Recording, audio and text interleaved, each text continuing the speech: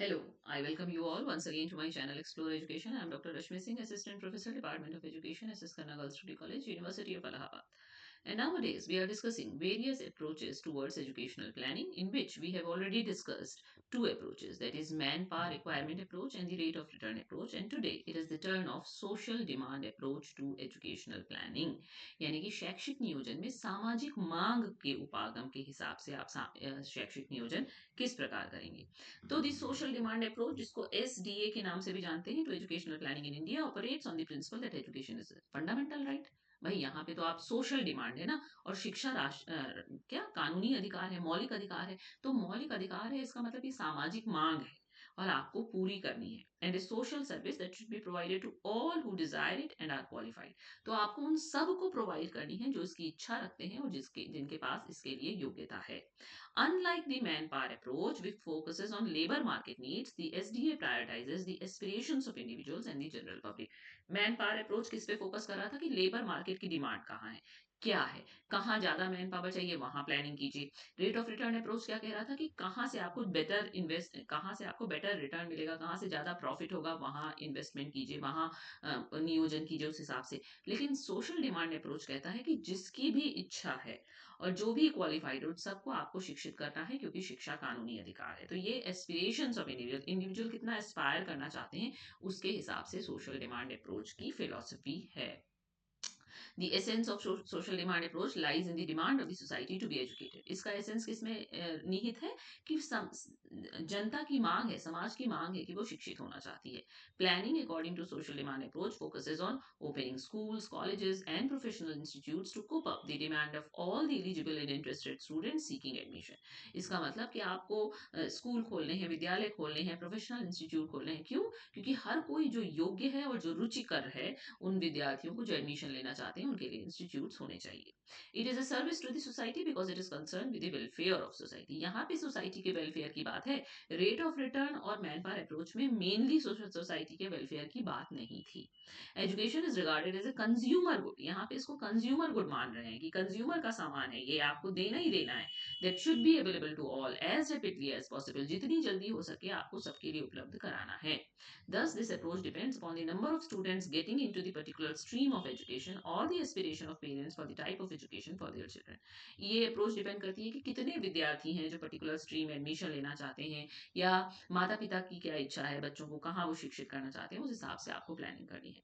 This involves a calculation to determine the situation in terms of costs, supply of teachers, plant and resources, and output of the student and output of the outgoing student at the end of a specified planning period। ये कुछ misprint हो गया है, plant नहीं होना चाहिए था यहाँ पे।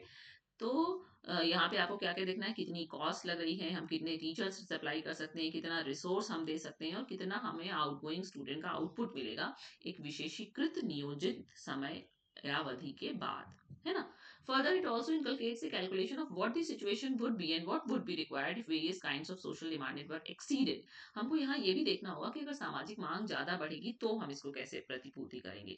The calculations provide a baseline for projecting desirable changes in the system, notably the scale.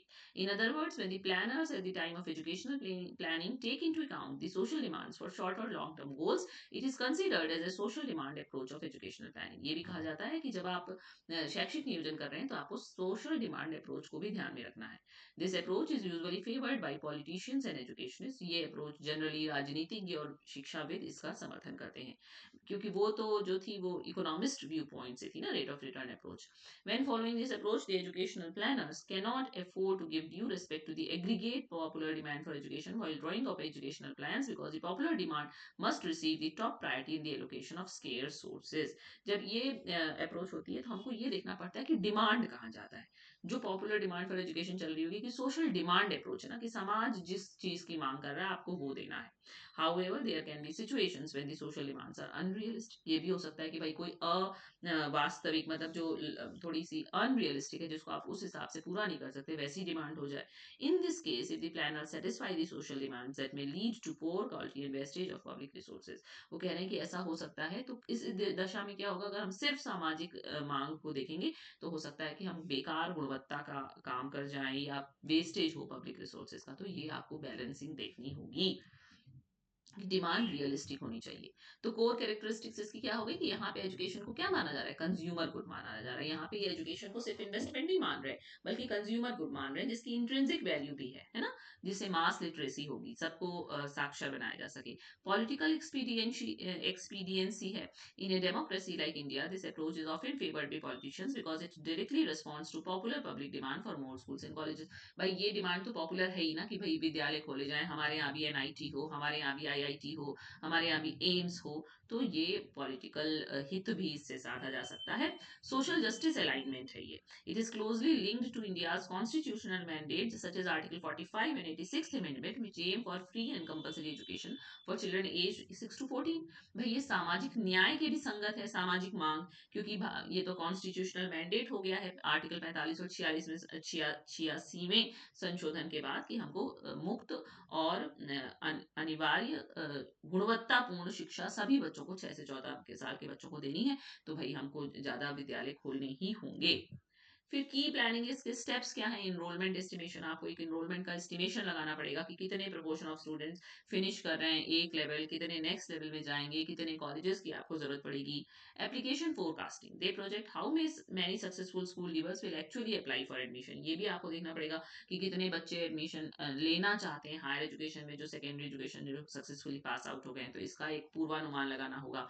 Facility provisioning, planners determine the number of seats, buildings and teachers required to accommodate these applicants. तो जो नियोजक हैं उनको देखना होगा कि कितने number of seat के लिए कितनी बिल्डिंग चाहिए, कितने स्कूल चाहिए, कितना इंफ्रास्ट्रक्चर चाहिए, कितने शिक्षक चाहिए, जिससे कि इन एप्लीकेंट्स की डिमांड पूरी हो सके।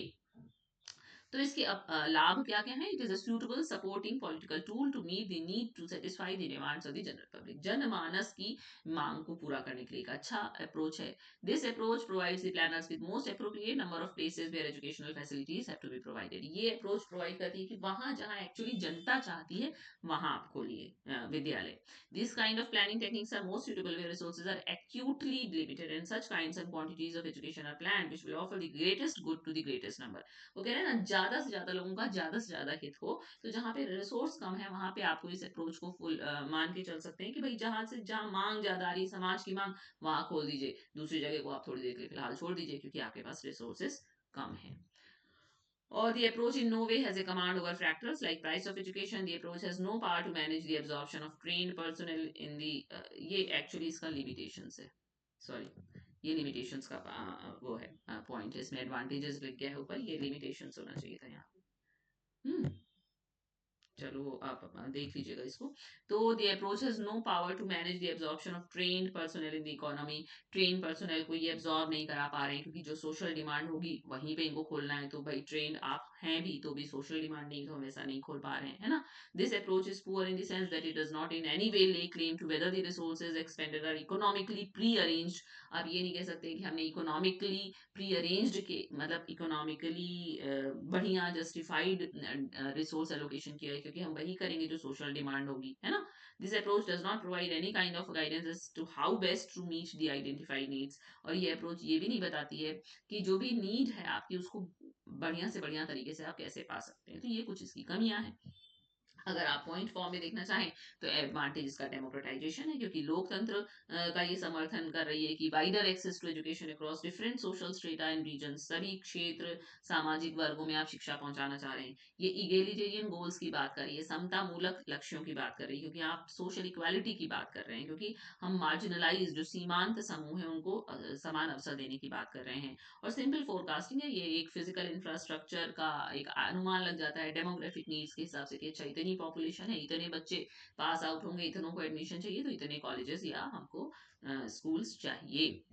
पर इसके चैलेंजेस भी हैं, रिसोर्स का स्ट्रेन है ना, कि लिमिटेड फंड है अगर, तो हम कितने इंस्टीट्यूशन खोल सकते हैं, तो इससे क्वालिटी इफेक्ट होती है। मैन पावर का मिसमैच है ना, क्योंकि एजुकेटेड अनएम्प्लॉयमेंट इससे बढ़ेगा, क्योंकि एजुकेटेड व्यक्ति तो है पर हम उसको एब्जॉर्ब नहीं करा पा रहे सिस्टम में, क्योंकि वो सोशल डिमांड नहीं है और लेबर मार्केट की नीड से भी नहीं मिल रहा है। इग्नोर्ड इकोनॉमिक रिटर्न, यहाँ हम इकोनॉमिक रिटर्न को पूरी तरह से इग्नोर कर रहे हैं, कॉस्ट बेनिफिट रेशियो को। ओके, तो ये हुई आपकी सोशल डिमांड अप्रोच की। तो 3 मेजर अप्रोचेज़ एजुकेशनल प्लानिंग की थी। तीनों एकदम एक-दूसरे से अलग हैं, लेकिन तीनों ही आपको जब उस अप्रोच को पढ़ेंगे तो आपको लगेगा कि हाँ, सही बात है, ऐसा तो होना चाहिए। तो इस तरह से एजुकेशनल प्लानिंग की जाती है। मैन पावर रिक्वायरमेंट अप्रोच के हिसाब से हो सकती है, रेट ऑफ रिटर्न अप्रोच के हिसाब से हो सकती है और सोशल डिमांड अप्रोच के हिसाब से हो सकती है। सोशल डिमांड और सोशल जस्टिस में माइन्यूट सा ही अंतर है। सोशल डिमांड कह रहा है कि सामाजिक न्याय सामाजिक माँग जिस चीज़ की है, जहाँ पे जिस सेक्टर की आप वहाँ ज़्यादा इन्वेस्टमेंट कीजिए और सामाजिक न्याय तो कह रहा है कि आपको सबको देना ही देना है। तो दोनों ही लगभग सोशल वेलफेयर की कॉज़ को आगे बढ़ा रहे हैं। ठीक है? तो approaches to educational planning I have finished. So thank you and don't forget to like and subscribe my channel, Explore Education.